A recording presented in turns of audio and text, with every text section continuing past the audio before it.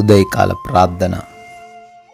అతి పరిశుద్ధుడు అయిన మా ప్రియ పరలోకపు తండ్రి, మహోన్నతుడా, సర్వాధికారి అయిన దేవా, మీకే కోట్లాది కోట్ల స్తుతులనైనా స్తోత్రాలు చెల్లించుకుంటున్నాం.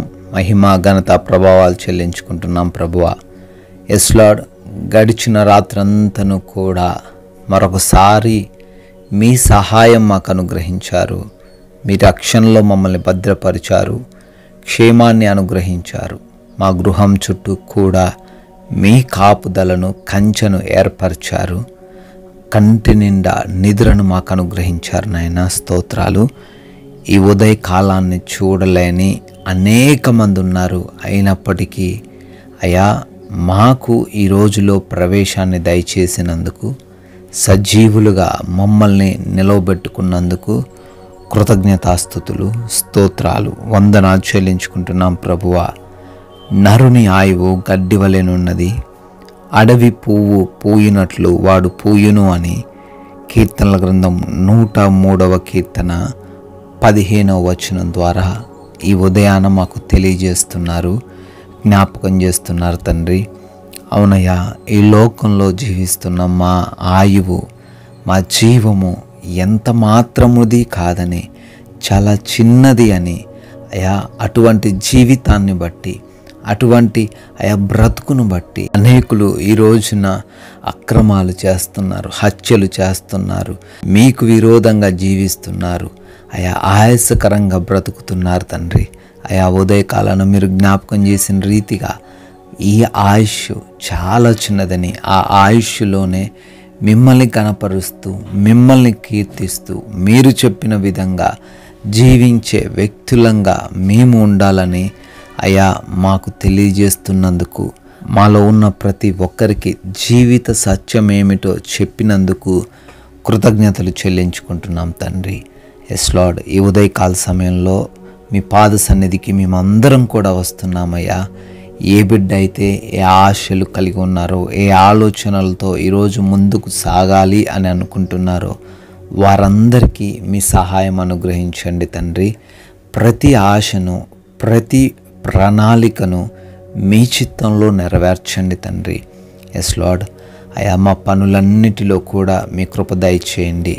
అయా, అనేక మంది బిడ్డలు వివిధ రకాల ఉద్యోగాలు, వ్యాపారాలు చేస్తూ ఉండగా వారందరికీ మీ సహాయం అనుగ్రహించండి.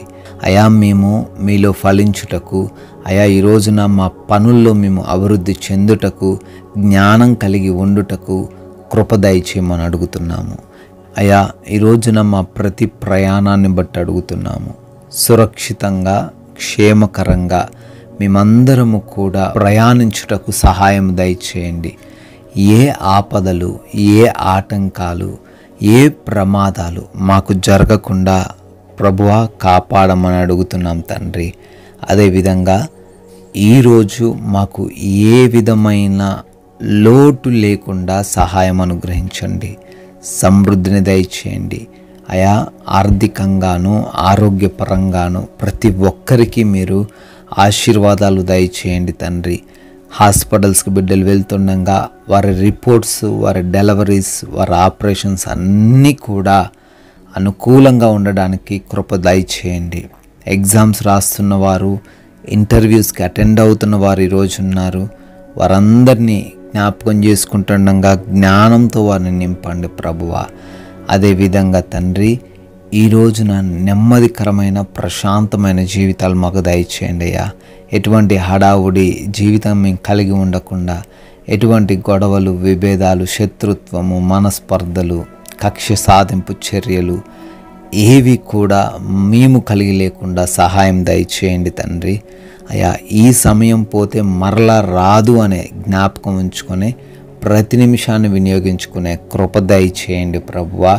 అయ్యా, ముఖ్యంగా తండ్రి, ఈ రోజున మీ నామానికి అవమానకరమైన ఏ పని మా ద్వారా జరిగింపబడకుండా, అపవాది మమ్మల్ని వాడుకొనకుండా అయా మమ్మల్ని జ్ఞానం ఇచ్చి నడిపించమని అడుగుతున్నాము. ఎటువంటి ఉచ్చుల్లో మేము పడిపోకుండా కృప చూపించమని అడుగుతున్నాం ప్రభువా. అయా, ఈ రోజున మీ కృపను బట్టి, మీరు చూపిన దయను బట్టి మరొక నూతన సంవత్సరంలోకి ప్రవేశించి బర్త్డేలు, యానివర్సరీలు సెలబ్రేట్ చేసుకుంటున్నారు. వారందరినీ దీవించండి, పేరు పేరున ఆశీర్వదించండి. కుటుంబాలకు మీరు తోడై ఉండమని, మేము కూడా కొందరికైనా మీ యొక్క విలువైన ఈ మాటలను ప్రకటించేవారిగా మా నోటిని కూడా బూరగా వాడుకొనమని యేసుక్రీస్తు వారి అతి పరిశుద్ధమైన నామంలో ఈ ప్రార్థన అడుగుతున్నాం తండ్రి. ఆమేన్.